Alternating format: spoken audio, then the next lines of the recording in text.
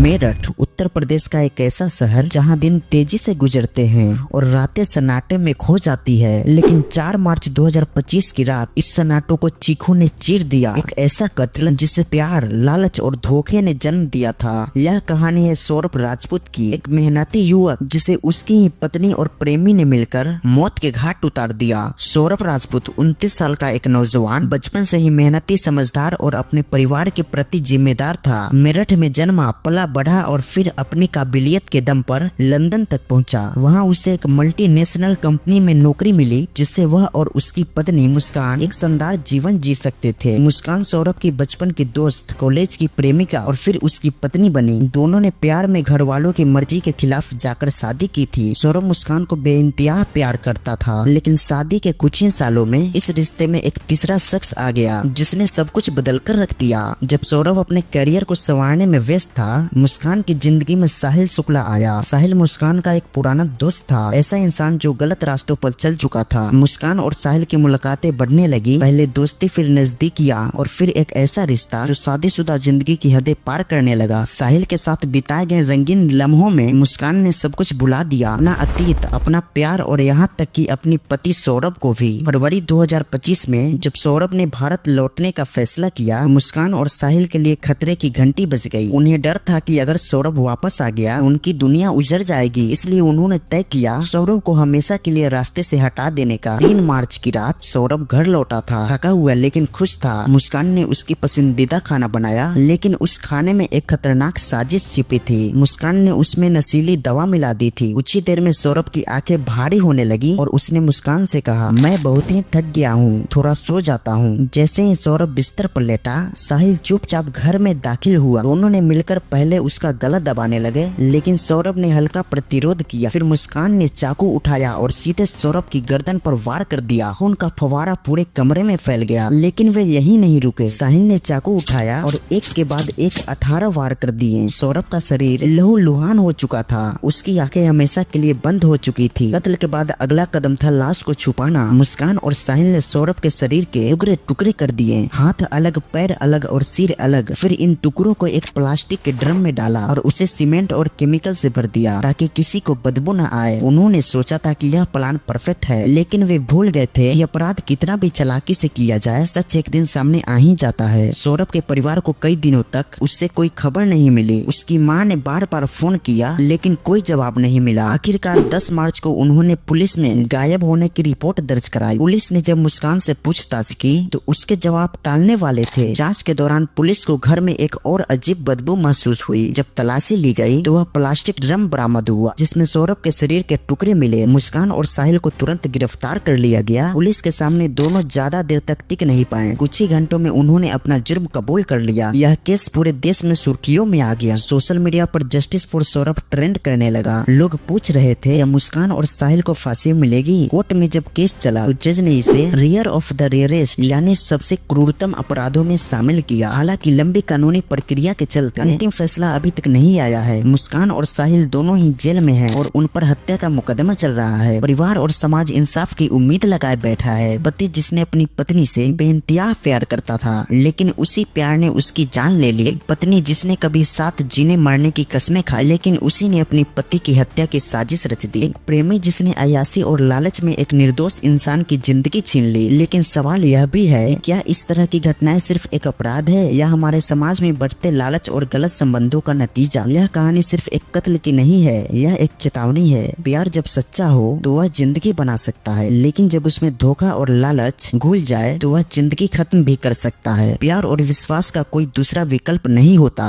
परिणाम सिर्फ और सिर्फ बर्बादी होती है। तो अगर आपको यह वीडियो अच्छा लगा हो, वीडियो को लाइक करके चैनल को सब्सक्राइब कर लीजिएगा। चलिए, धन्यवाद।